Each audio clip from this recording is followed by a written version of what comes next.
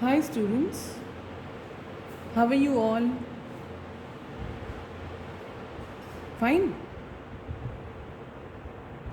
Even I am good and I'm waiting for your work. Few students have sent me the word meanings of chapter 1. I hope few more students will start doing their work. Today we'll start with the reading and explanation of chapter 1. The giving tree. देने वाला पेड़. Page number 9. Once there was a tree and it loved a little boy. एक समय की बात है, एक पेड़ था और वह पेड़ एक छोटे से बच्चे से बहुत प्यार करता था. Every day the boy would visit the tree and enjoy its company. प्रतिदिन वह लड़का, वह बच्चा उस पेड़ के पास आता और खूब उस पेड़ के साथ का आनंद उठाता. कम हियर माई बॉय, वह पेड़ कहता, आ जाओ मेरे बच्चे. क्लाइंब अप माई ट्रंक, मेरी तना पर चढ़ो. And swing from my branches, और मेरी शाखाओं पर से झूलो.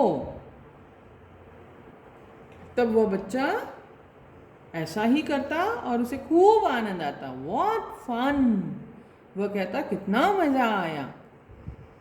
When the boy was tired, और जब वह बच्चा, जब वह लड़का थक जाता था, he slept under the tree, वह उस पेड़ की छाया के नीचे सो जाता था. वह उस पेड़ की छाया में सो जाता था.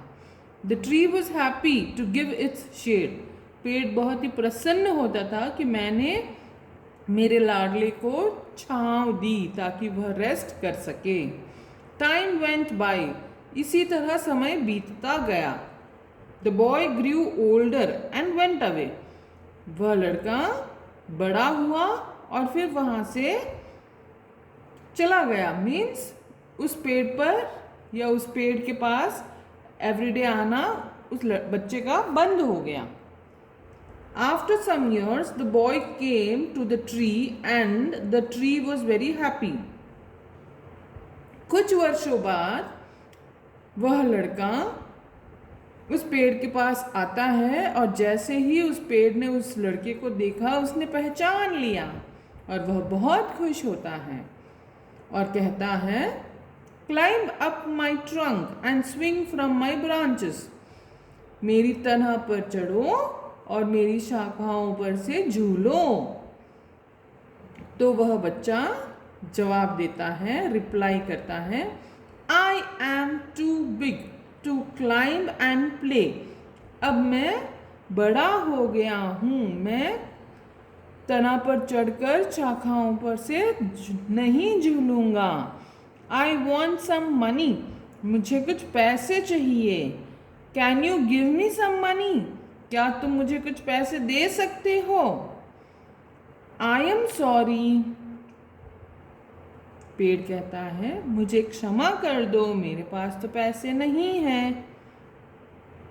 But I have no money, you can pluck my apples and sell them, लेकिन तुम मेरी एप्पल्स तोड़ सकते हो. क्योंकि वो एप्पल का ट्री था तो उस ट्री ने कहा कि तुम मेरी एप्पल्स तोड़ लो एंड सेल देम, और उन्हें बेच दो.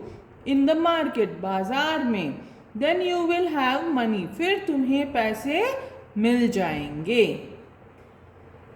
Okay class 4th, today will stop here. यहाँ पे आज का हमारा रीडिंग हम स्टॉप करते हैं. I hope you have understood the lesson. We will continue in the next class. In your homework, you will have to write multiple choice questions which have been ticked for you. Do it in your homework. आप अपनी notebook में ये multiple choice के questions लिखेंगे. Okay? Meet you in the next class. Until then, bye.